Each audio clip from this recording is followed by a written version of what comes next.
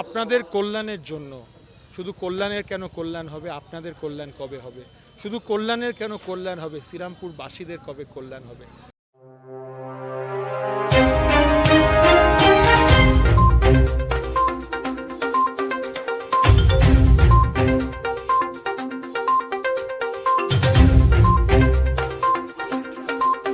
লোকসভা নির্বাচনের নির্ঘণ্ট বেজে উঠেছে। ইতিমধ্যেই যেমন লড়াই শুরু হয়ে গিয়েছে রাজনৈতিক মহলে, ঠিক তেমনই দিল্লি কার দখলে এই নিয়ে উঠছে প্রশ্ন সাধারণ জনতার মনে। এবার দিল্লির আসনে বসবে কে বা কার দখলে দিল্লি, তা জানতে অবশ্যই চোখ রাখুন সংবাদ শিরোনামের পর্দায়। গতকাল ভারতীয় জনতা পার্টির ইস্তাহার প্রকাশ হলো এবং সেখানে একটা উল্লেখযোগ্য হলো মোদির গ্যারেন্টি। এই ইস্তাহারে কিন্তু উল্লেখযোগ্য হলো, দাদা কি বলবেন? মোদির গ্যারেন্টি তো সব জায়গায়। মোদির গ্যারেন্টি মানে একদম ফিক্স 100%। মমতা বন্দ্যোপাধ্যায়ের মতো গ্যারেন্টি না। বলছে লক্ষ্মী ভাণ্ডার, আর সেই মা লক্ষ্মীকে রাত্রির অন্ধকারে নিয়ে ধর্ষণ করছে। মোদির গ্যারেন্টি স্বচ্ছ গ্যারেন্টি। মোদির গ্যারেন্টি হলো বিকশিত ভারত। শাসক দল বারবার বলছে রাম মন্দির দিয়ে রাজনীতি হচ্ছে, অপরদিকে আজকে মোদিজি বলছে রাম মন্দির কোনো রাজনীতির বিষয় নয়। কিভাবে রাজনীতির বিষয়? রাম হলো 150 কোটি ভারতীয়র জন্য। রাম হলো প্রত্যেক সনাতনীর জন্য। রাম হলো 150 কোটি নাগরিকের জন্য যারা এই মাটিতে জন্মেছে। আমাদের ইতিহাস রামের সাথে জুড়ে আছে। আমাদের সবথেকে পুরনো ধর্ম হিন্দু ধর্ম জুড়ে আছে।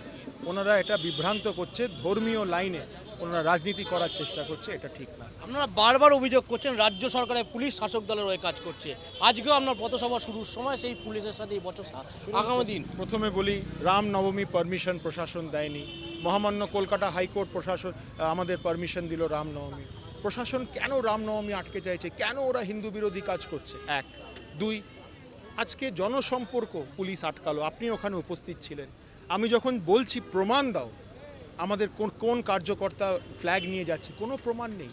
গায়ের জোর জবরদস্তি এখানকার সাংসদ বুঝে গেছেন তিনি প্রার্থী আছেন, যে মানুষের মত এবার মোদিজির সাথে, তাই এসব করছে। ইলেকট্রাল বন্ড নিয়ে আজকে রাষ্ট্র রাজনীতি তোলপাড় হচ্ছে, সেই জায়গায় দাঁড়িয়ে কি বলবেন? সুপ্রিম কোর্টের রায় আছে এতে। সুপ্রিম কোর্টের রায়কে সবাইকে মানা উচিত এবং সুপ্রিম কোর্ট যেই গাইডলাইন্স দিয়েছে ওই গাইডলাইন্সে আমাদের চলা উচিত। ছোট ছোট পথসভা হচ্ছে কিন্তু ব্যাপক মানুষের সমর্থন পাচ্ছেন আপনি। 2024-এ যদি লোকসভাতে জয়লাভ করেন, কাজ কি করবেন মানুষ? আমি তো বললাম, প্রথম কাজ হবে এই শ্রীরামপুরের মাটি খুব পবিত্র মাটি, এখানে প্রচুর প্রাচীন মন্দির আছে। প্রথম কাজ, দেখুন, জনকল্যাণে নামতে গেলে আগে ঈশ্বরের আশীর্বাদ নেব। তাই জন্য যত প্রাচীন মন্দির আছে সবকটায় নির্মাণের কাজ আমি ইমিডিয়েটলি শুরু করব এবং তারপরে মানুষের মত নিয়ে, মানুষ কি চাইছে সেই নিয়ে মানুষের কল্যাণের কাজে নেমে যাব। একাধিক জুট মিল বন্ধ, সেই জায়গায় দাঁড়িয়ে শ্রমিকদের উদ্দেশ্যে কোনো বার্তা? আমি জুট মিল নিয়ে আন্দোলন করছি গত 7 বছর ধরে। যে জুট মিলগুলো কেন খোলা হচ্ছে না, শ্রমিক ভাইরা যেভাবে এখানে আছে সেটা কেন ওদের যেভাবে মানে মাথা নিচু করে সম্মান হানি হয়ে যারা আছে তাদের প্রতি দেখা হচ্ছে না। জুট মিল খোলার দাবি আমি পার্লামেন্টে তুলব, যাতে মিলগুলো খোলা হয় এবং শ্রমিক ভাইরা যাতে সম্মানের সাথে বসবাস করতে পারে, এই দাবি আমি তুলব।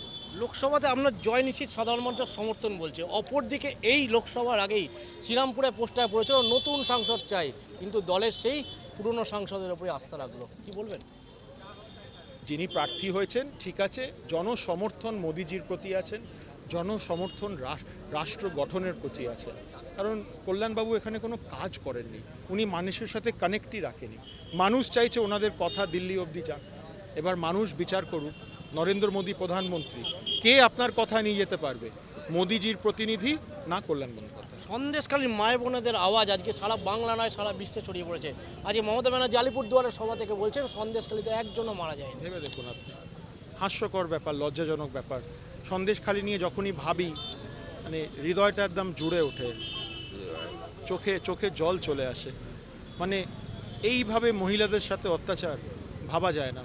আমরা তো মধ্যবিত্ত বাঙালি বাড়ির ছেলে, আমরা যেই মা কালী মা দুর্গাকে পুজো করি, আমরা সেই বাড়ির বোন বাড়ির মাকে সেই দরজা দিই, আর সেই মাদের রাত্রির অন্ধকারে পার্টি অফিস নিয়ে গিয়ে ধর্ষণ, পার্টি অফিস নিয়ে গিয়ে রাত্রির 12টার সময় বলে পিঠে বানাও, আর কি করায় তাদেরকে আমি ভাবতেও পারছি না।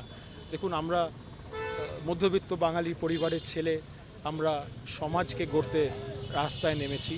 এই রকম রাজনীতিতে আমরা বিশ্বাস করি। একদিকে যখন শাসক দল বলছে যে একাধিক সমর্থন কিন্তু শাসক দলের ওপর আছে সাধারণ মানুষের, অপরদিকে আওয়াজ উঠেছে রেখা পাত্রের মতোই প্রার্থীদের আগামী দিনের সংসদে মানুষ চাইছে, কি বলবেন? উনি তো নিজে একজন ভিকটিম, এটা শুধু বিজেপিই পারে। তৃণমূলের প্রার্থীরা দেখবেন কত উন্নতি। কল্যাণবাবু নিজে 19 সালে 17 কোটি টাকার হলফনামা দিয়েছিলেন। রেখা পাত্র একটি ভিকটিম। বিজেপি এমন একটা দল যাকে এই রকম মানুষকে টিকিট দিতে পারে। মোদি আসছে আগামী দিনে, মোদি সরকার আসছে আগামী দিনে, সাধারণ মানুষই বলছে। অপরদিকে আপনারা বলছেন ডবল ইঞ্জিন সরকার ছাড়া বাংলাকে বাঁচানো যাবে না। ডবল ইঞ্জিন সরকার যদি আসে দেশের অর্থনীতি ফিরে তো পাবে, এটা তো বোঝাই যাচ্ছে। বাংলার অর্থনীতি কি ফিরে পাওয়া সম্ভব? ডেফিনেটলি বাংলা থেকে যে টাকাগুলো চুরি হয়েছে দ্রুত গতির সাথে মানুষের কাছে ফেরত আসবে। এটা মোদিজির গ্যারেন্টি, এটা আমার গ্যারেন্টি। মানুষের টাকা চুরি হয়েছে, কাটমানি হবে না, ডাইরেক্টলি মানুষের কাছে ফেরত আসবে। যোজনা প্রকল্প যেগুলো আছে ডাইরেক্টলি মানুষের কাছে ফেরত আসবে। ডবল ইঞ্জিনের মতো দৌড়াবে এখানে। মানুষের উদ্দেশ্যে কি বার্তা দেবেন? আপনাদের কল্যাণের জন্য। শুধু কল্যাণের কেন কল্যাণ হবে? আপনাদের কল্যাণ কবে হবে? শুধু কল্যাণের কেন কল্যাণ হবে? শ্রীরামপুরবাসীদের কবে কল্যাণ হবে? আপনাদের কথা ভেবে, আপনাদের স্বার্থে একটাই অনুরোধ করব, মোদিজি অবধি আপনাদের ভয়েস, আপনাদের গলা, আপনাদের দাবি, আপনাদের আওয়াজ শুধু আমিই নিয়ে যেতে পারবো। আমি আপনাদের কথাগুলো সংসদে গর্জে তুলে উঠবে। তাই জন্য মোদিজির ওপরে ভরসা করে পদ্মফুলে ভোটটা দেবে। শুধু কল্যাণের কেন কল্যাণ হবে, শ্রীরামপুরবাসীর কল্যাণ কবে হবে? এমনই আওয়াজ উঠেছে শ্রীরামপুর লোকসভার বিজেপির প্রার্থী কবির শঙ্কর বোস, এবং তিনি বলছেন আগামী দিনে জয়লাভ করলে তিনি সব থেকে আগে শ্রীরামপুরবাসীর কল্যাণই দেখবেন। মানুষের পাশে, মানুষের সাথে আমরা আছি এই বাংলাতে। আপনারা দেখছেন সংবাদ শিরোনাম। দেখলেন তো অনেক কিছু, এবার দেখুন নতুন কিছু।